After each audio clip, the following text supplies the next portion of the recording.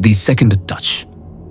3 minutes later, without warning, he put his arm around me again. This time, lower, sometimes stroking my back. My jacket was thick, but I felt every movement, every subtle press of his hand. He wasn't trying to comfort me. He was testing boundaries, seeing how much he could get away with. The bus appeared in the distance. Finally, my heart jumped.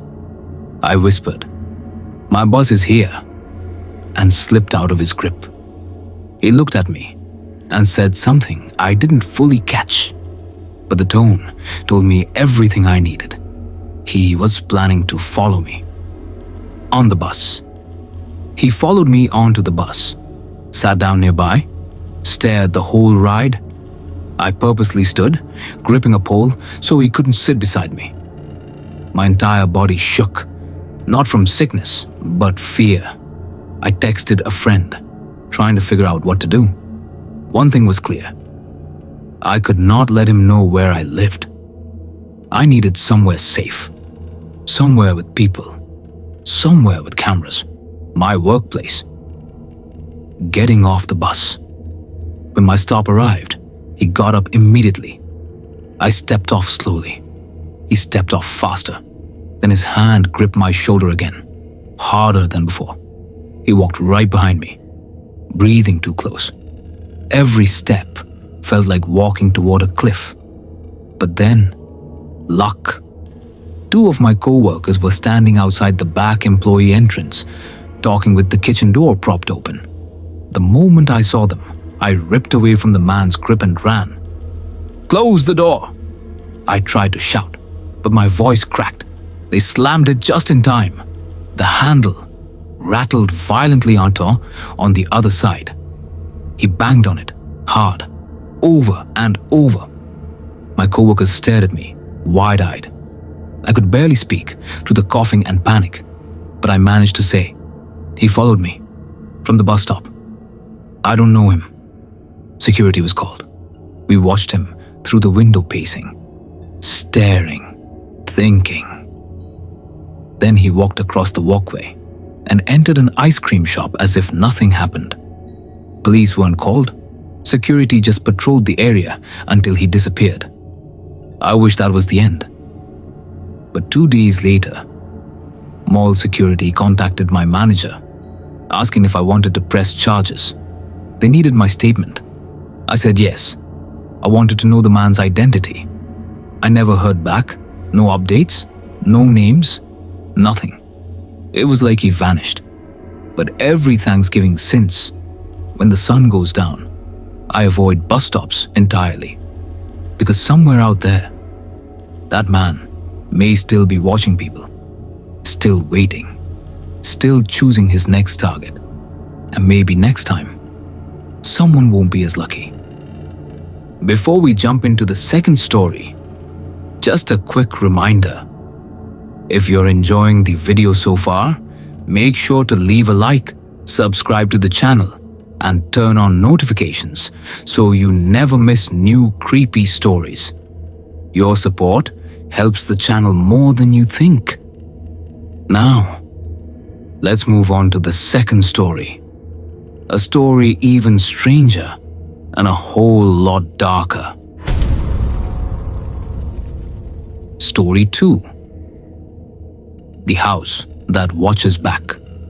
Opening scene.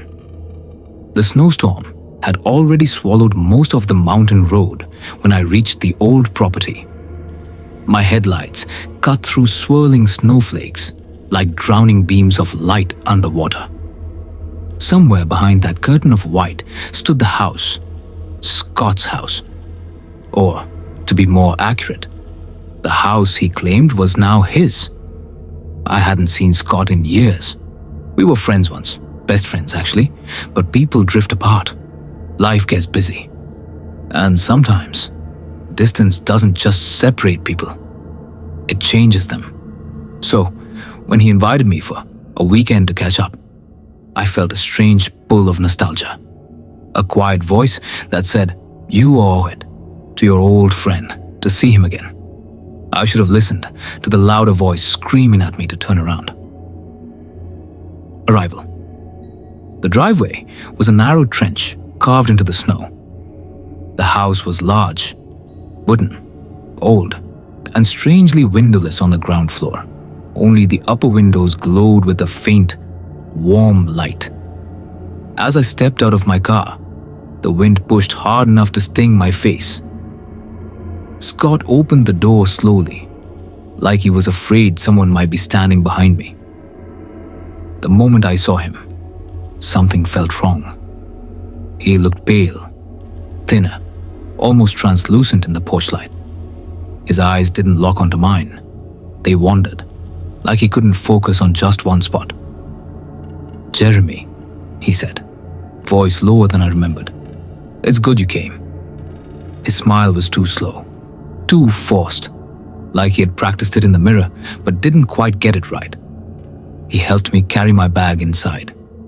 The air in the house was warm, but the warmth felt hollow, empty. The kind of heat you get from a building trying to pretend it's still alive. The living room was furnished with almost nothing. A couch, a wooden table, a single lamp, and then that hallway. Long, black, silent. A tunnel carved out of the house itself. Every door at the end of it was open, but no light reached them. The darkness there wasn't normal darkness.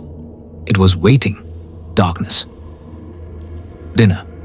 We sat at the table with steaming bowls of soup. Scott ate slowly, barely lifting his eyes. Every few minutes, he would glance toward the hallway, not casually, not in passing, but cautiously, fearfully, like he was checking if something was still there. "So, you live here alone now?" I asked. His spoon froze halfway up. "Yes," he said, "just me." His voice cracked, and something inside me sank. Night 1. Footsteps above.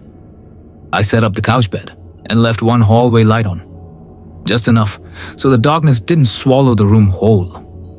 The wind outside rattled the windows like skeletal fingers tapping to be let in. Around 2:13 a.m., I woke up. Not gradually, not groggily, but sharply, like my body felt something before my mind processed it. Then I heard it. Footsteps, rapid, heavy, running back and forth across the floor above me. It sounded like someone sprinting in panic, then stopping, then sprinting again, back and forth, back and forth. My chest tightened, my breath caught. I listened for Scott's voice. A door. Anything. Nothing. Just that frantic sprinting overhead. Finally, it stopped. All at once. Too suddenly. And the silence that followed was somehow worse. Night 2. Scraping. The second night, the storm worsened.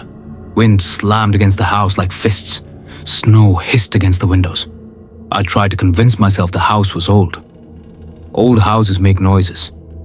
But what I heard that night wasn't a house.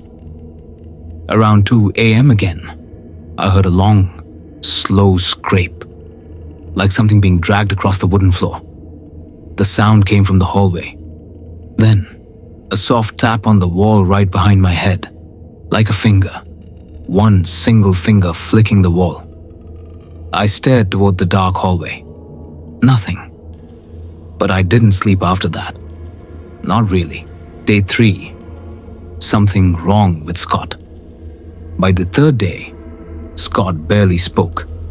He ignored food. He avoided eye contact. His skin looked worse, like all color had drained from him. He kept wandering down the hallway, not to the bathroom, not to check anything specific. He would just stand there, at the very end, face turned into the darkness, like he was listening. Once, when he didn't know I was watching, I swear, I saw him whisper to something in the dark. Night 3. Sleep paralysis. This is the night everything happened. I fell asleep hard, exhausted from the lack of rest.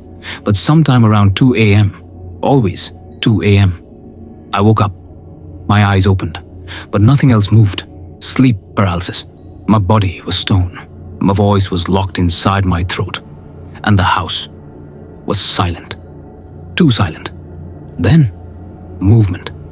At the very end of the hallway, a figure, tall, unmoving, hidden in the absolute blackness, a silhouette of a man, Scott, or something shaped like him. He stood there like he had been watching me for hours. I tried to scream. Nothing came out. He didn't blink, didn't shift, didn't breathe. He just stood and stared. Then, slowly, he turned his head. Not his body, just his head, rotating a few degrees, like a puppet checking its perimeter. He walked into the guest room without making a sound. As soon as he disappeared, my body started to regain movement. My fingers, my arms, my breath. I sat up shaking. The guest room. I didn't want to go to the hallway. Every part of me screamed not to step near it.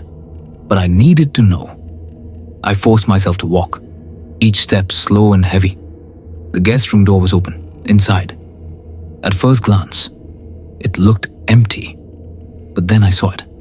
A figure stood in the corner near the window, facing outward, frozen, unmoving.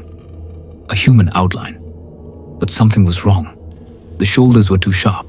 The neck was too long. The arms hung too low. That wasn't Scott. That wasn't anyone human. My breath caught. I backed away slowly. Didn't turn my back. Didn't blink. When I reached the hallway entrance, I spun and ran upstairs. Scott's room. Scott was in bed, asleep. A deep, heavy, peaceful sleep. Like nothing in the world was wrong. I shook him awake. His eyes opened slowly. Too slowly. "What?" he whispered. "There's someone downstairs," I said. "There's someone in the house. Right now." Scott didn't sit up. Didn't even turn to face the stairs. His expression changed. Subtle, but terrifying. Like he knew. Like he had been expecting this. I asked, "Who was that down there?" He shrugged. Shrugged. As if the thing I saw wasn't worth acknowledging. That was the moment I knew Scott wasn't the same. And he wasn't safe. I was leaving. Storm or not. Escaping. I packed in seconds, shoving everything into my bag. My heart pounding so hard I could barely breathe. I kept glancing at the hallway, terrified the figure would be standing there again. When I stepped outside, the cold slapped me awake. Snow piled around my car, but I didn't care. I brushed it off frantically. As I backed out of the driveway, I forced myself not to look. But curiosity, fear, something made me look toward the house one last time. The guest room window, the one overlooking the hallway. A silhouette stood there, watching me. Not moving, not blinking, just watching. Aftermath. Scott stopped replying after that weekend. Weeks passed, months. Eventually, I threatened to call for a welfare check. He finally responded with 2 words, "I'm fine." Nothing else. No apology, no explanation, no invitation. Just those 2 words. I never heard from him again. And sometimes, late at night, I think about that silhouette. The one that wasn't Scott. The one that followed him, or lived with him. Or maybe, the one that owns the house. Because whatever it wasn't human. And I don't think it ever wanted me to leave. Ending. Simple. And that was the last time I ever saw Scott. Or that house. I don't know what really happened there. And honestly, I don't want to. Thanks for listening to the story. If you enjoyed it, don't forget to leave a like, subscribe, and turn on notifications so you don't miss the next one. Stay safe.